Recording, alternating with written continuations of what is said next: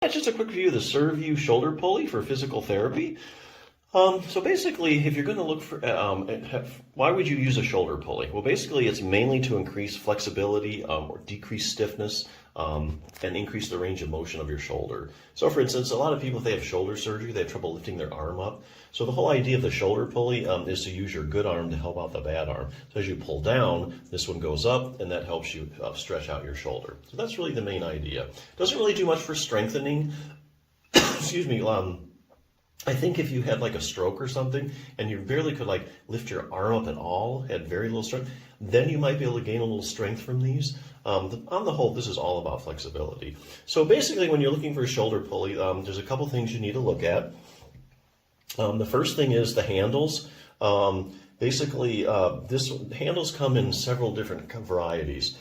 They do have like foam handles like this one. I think foam handles are the best as far as grip. So if you're worried about a weak grip or something, the foam is better because your hands kind of sink in and you just get a better grip because your hand conforms around the handle. But these handles do also come in wood and plastic as well.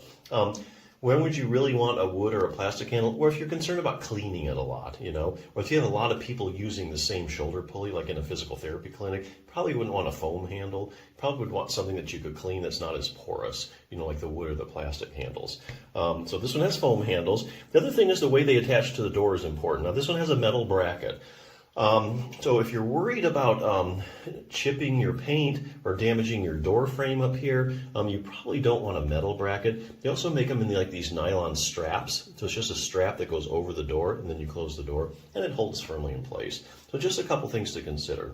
The only thing I like about these is that these have a little thing for adjusting the handles that makes it easy. You just kind of pinch it and slide it up and down. So that makes adjustment of the handles really easy. So yeah, if you're looking for something to increase your shoulder range of motion, especially raising it over your head, I think this is a pretty good device to definitely check out. Now, if you're just trying to get your shoulder in better shape, there's a couple other things you need to do to get it optimally functioning. Bulletproof your shoulder is where I'm getting this stuff from. So let me show you a couple other things that you need to be working on in addition to flexibility.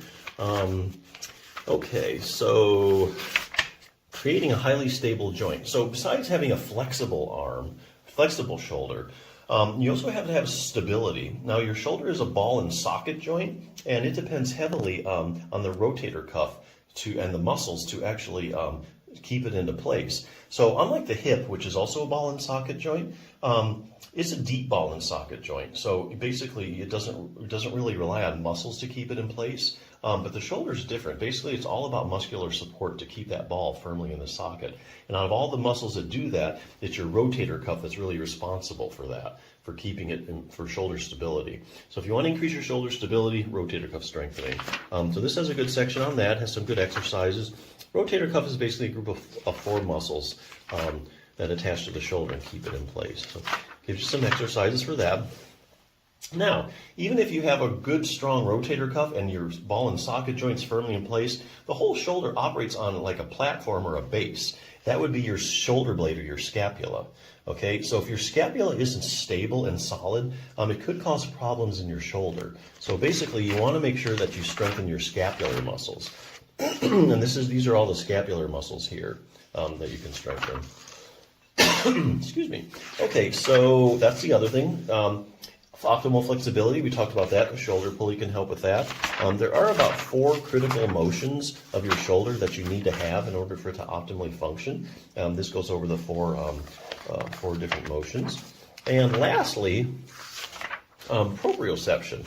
A lot of people have never even heard of that. Proprioception is your position sense. And what they're doing now, if they look at shoulders that are having, problems, especially if they're like, instability or the lack of flexibility, they find that you have decreased proprioception in it. So that's your position sense. So that's something that you also want to address if you're going to have an optimally functioning shoulder. So anyway, just some other things you can work on, some other tools for your toolbox if you're trying to get an optimally functioning shoulder. But yeah, if you're looking for a shoulder pulley, this is one of those straightforward and simple ones. So yeah, check it out.